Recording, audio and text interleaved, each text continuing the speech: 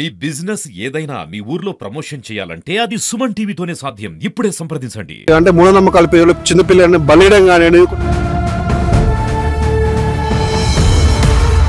అక్కడికి ఒక వెహికల్ వచ్చిందట.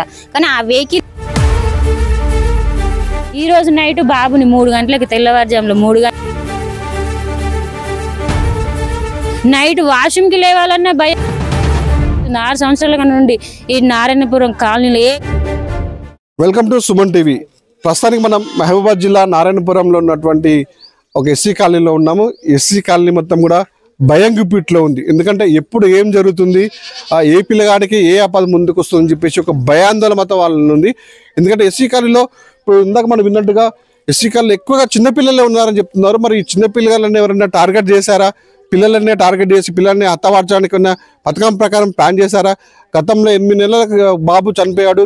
ఇప్పుడు మళ్ళీ ఒక బాబు మాత్రం ప్రాణాపాయ స్థితిలో ఉన్నాడు.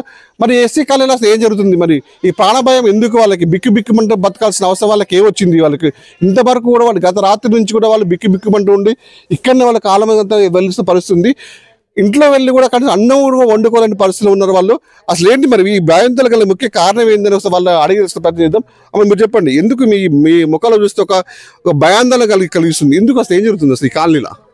నైట్ ఆ బాబుకి అట్లా మెడని కట్ చేసిపోయినా కానుండి మాకు మస్తు భయానికి గురైనాం. భయపడి అన్నం వండుకోకుండా పిల్లల్ని స్కూల్కి పంపించకుండా మేము ఏం మాట్లాడాలన్నా కూడా దోచట్లేదు. ఎటన్నా పోదామన్నా దోచట్లేదు, ఎవరన్నా పిలవాలన్నా దోచట్లేదు, ఏం చెప్పాలన్నా దోచట్లేదు. వచ్చి అందరం ఒక దగ్గరనే కూర్చున్నాం. నైట్ వాష్రూమ్కి లేవాలన్నా భయపడి 2-3 లేపుకొని వాష్రూమ్ పోవాల్సిన పరిస్థితి వస్తుంది. మొన్న నైట్ వాళ్ళ ఇంట్లో సైకిల్ పోయింది, ఎవరో తీసుకుపోయారో తెలియదు. తండా నుండి సైకిల్ తీసుకొచ్చి ఇక్కడ కాలనీ దగ్గర పెట్టి కాలనీలో సైకిల్ చెప్పకుండా చేయకుండా ఇంట్లో నుండి తీసుకొని పోయారు. ఈ రోజు నైట్ బాబుని 3 గంటలకి తెల్లవారుజాములో 3 గంటలకి బాబుని కత్తితోని ఇట్లా మెడని కట్ చేయడం జరిగింది. అది ఎందుకు జరిగిందో తెలియదు. ఆ ఇంట్లో వాళ్ళందరూ మొత్తుకొని మాకు ఫోన్ చేస్తే మా ఇంటికా నుండి ఇక్కడికి వచ్చి చూసి ఆర్ఎంపీ డాక్టర్ కాడికి తీసుకుపోతే ఆర్ఎంపీ డాక్టర్ నాకు చేత కాదు, నాకు తెలియదు, నాకు ఇది ఎక్కువ గాయం అయింది, హాస్పిటల్కి తీసుకుపోండి అంటే మహబూబాబాద్ జిల్లా ఏరియా హాస్పిటల్ దగ్గరికి తీసుకుపోయి బాబుని జాయిన్ చేసినాం. ఇంకా డాక్టర్ వచ్చి మాకు ఇంకేం చెప్పలేదు. బాబుని అడ్మిట్ కమ్మన్నారు, అడ్మిట్ చేసి వచ్చినాం. ఇక్కడ నిలబడాలన్నా భయం అవుతుంది. ఎటు నుంచి ఎవరు వస్తారో తెలియదు, ఏం చేస్తారో తెలియదు. తెలియని వ్యక్తినే వచ్చింది అనుకుంటున్నాం మేము, తెలియని వాళ్ళే చేసిరు అనుకుంటున్నాం మేము ఇక్కడ 10 కుటుంబాలు ఉంటాము. నా పెళ్ళి 6 సంవత్సరాలు అవుతుంది. 6 సంవత్సరాల నుండి ఈ నారాయణపురం కాలనీలో ఏ కొట్లాట జరగలేదు. ఒక్కటే ఫ్యామిలీ లాగా మేము అందరం కలిసి ఉంటాము, ఒకే తిరుగుంటాము. ఇక్కడ ఏం జరగలేదు. నైట్ హఠాత్తుగా జరిగేసరికి మాకు అంత భయం అవుతుంది.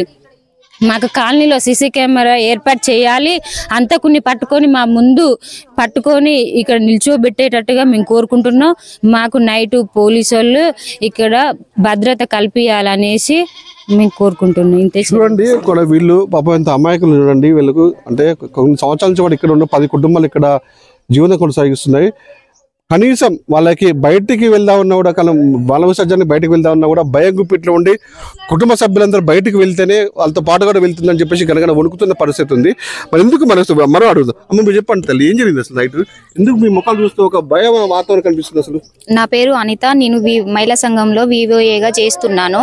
నైట్ గత తెల్లవారుజామున 3 గంటల ప్రాంతంలో మా చిన్న మామయ్య కొడుకు మాకు ఫోన్ చేయడం జరిగింది. అన్న, నా కొడుకు ఇట్లా గాయమైంది, మీరు ఒకసారి బయటికి రండి, బండి తీయండి, హాస్పిటల్ తీసుకుపోదాము అని చెప్పింది సార్. చెప్పేసరికి మేము ఉక్కిరి బిక్కిరి అయి బయటకు వచ్చాము. బయటకు వచ్చేసరికి ఆల్రెడీ మెడ కట్ అయి ఉన్నది. కట్ అయి ఉండి రోడ్డు దాకా వచ్చిర్రు సార్. వచ్చినాక వెంటనే మేము మా హస్బెండ్ బైక్ మీద వెహికల్ మీద ఆర్ఎంపీ డాక్టర్ కాడికి తీసుకుపోవడం జరిగింది. తీసుకుపోయే నేపథ్యంలో అక్కడికి ఒక వెహికల్ వచ్చిందట. కానీ ఆ వెహికల్ ఎవరిది, ఏం కథ అనేది మాకు క్లారిటీ తెలియదు సార్. మేము ఈ ఉక్కిరి బిక్కిరి భయంతో ఉండిపోయినాం. అనుకున్నట్టుగా ఈ కాలనీలో కూడా ఎక్కువ సంఖ్యలో కూడా చిన్నపిల్లగాళ్ళు ఉన్నారు. చిన్నపిల్లగాళ్ళ సంఖ్యనే మీకు పెద్దవాళ్ళ సంఖ్య కానీ చిన్నపిల్లల సంఖ్యనే ఎక్కువ ఉందని చెప్పేసి ఒక మాట అంటున్నారు. మళ్ళీ అంటే వచ్చిన గుర్తు తెలియని వ్యక్తులు కూడా చిన్నపిల్లల్ని టార్గెట్ చేశారని అనుమానం వస్తుంది అసలు? అవును సార్, ఇదైతే నిజమే. అసలు ఇంత పెద్ద వాళ్ళను వదిలేసి ఆ చిన్న పిల్లోడి దగ్గరికి పోయి ఇట్లా చేయాల్సిన అవసరం ఏమున్నది అసలు? ఆ పిల్లలకు జాగ్రత్త ఉండాలి. ఒక ఇంట్లో 2 పిల్లలు లేదా ఒక పిల్లాడు లేకుంటే 2 పిల్లలు ఉన్నారు సార్. పిల్లలు కనీసం 10-15 మంది పిల్లలు ఉన్నారు. పిల్లలనే ఎందుకు టార్గెట్ చేసిండు అతను వచ్చిన ఆయన? అసలుకు ఏమైంది, ఏం జరుగుతుంది కాలనీలో, ఏం జరుగుతుంది? గత మా పెళ్ళై 10-15 సంవత్సరాల నుండి కూడా చిన్న ఇన్స్టిట్యూట్ కూడా జరగలేదు. ఎవరు చేసిర్రు, ఎందుకు చేసిర్రు, అది విషయం తెలియాలి మాకు. ఫస్ట్ ఆఫ్ ఆల్ మాకు సీసీ కెమెరాలు ప్రొడక్షన్ ఇవ్వండి, పోలీసు సెక్యూరిటీ ఇప్పించండి. ఇంతవరకు అయితే ఈ భయంతో ఉక్కిరి బిక్కిరి అయిపోతున్నాం సార్ మేమైతే.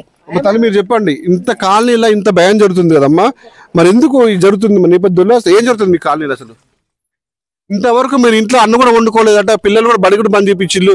ఇప్పుడు ఉందా అసలు ఇలాంటి ఎప్పుడన్నా జరిగింది ఇలాంటిది? ఎప్పుడు జరగలేదు సారు. ఏం చేయము, రాత్రి జరిగింది. మేము పండుకున్నాం సారు. నాటెత్తంటే పోయినాం, వచ్చినా మా ఏరాలు ఏడుతుంది 4 గంటలకు ఏడుతుంది. అరే చచ్చిపోయిన పిల్లగాడు అది కళలు వచ్చిండో ఏమో, ఏడుతుందని అనుకున్నాం కానీ సారు మాకు మేలకలేదు. తెల్లారు గట్ల ఎరకైంది ముచ్చట. మా కోడన్లు కొడుకులు అందరు పోయిర్రట కానీ నాకు తెలియదు సారు. ఈ మధ్య ఎక్కువగా చిన్నపిల్లల్ని కిడ్నాప్ చేసాడు కానీ, ఇంకోటి అంటే మూఢనమ్మకాల పేరులో చిన్నపిల్లల్ని బలియడం కానీ కొన్ని సందర్భాలు జరుగుతుంటాయి, చూస్తుంటాం అక్కడిక్కడ మనం చూస్తుంటాం.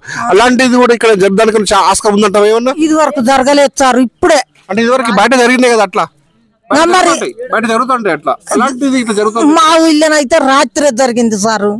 ఇన్నేళ్ళ కాంచి జరగాలే, రాత్రి మాత్రం జరిగింది. ఎట్లా అనిపిస్తుంది మరి?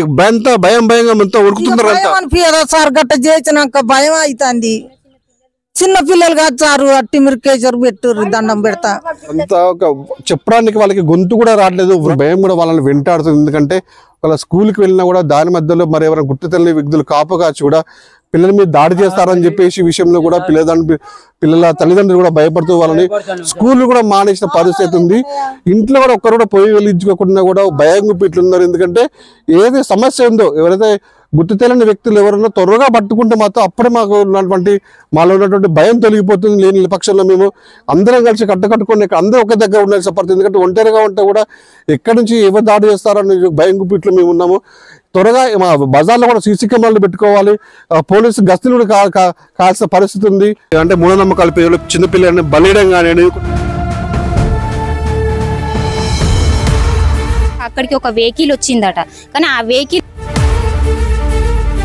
ఈ రోజు నైట్ బాబుని 3 గంటలకి, తెల్లవారుజాములో 3 గంటల నైట్ వాష్రూమ్కి లేవాలన్నా భయం. 6 సంవత్సరాల నుండి ఈ నారాయణపురం కాలనీలో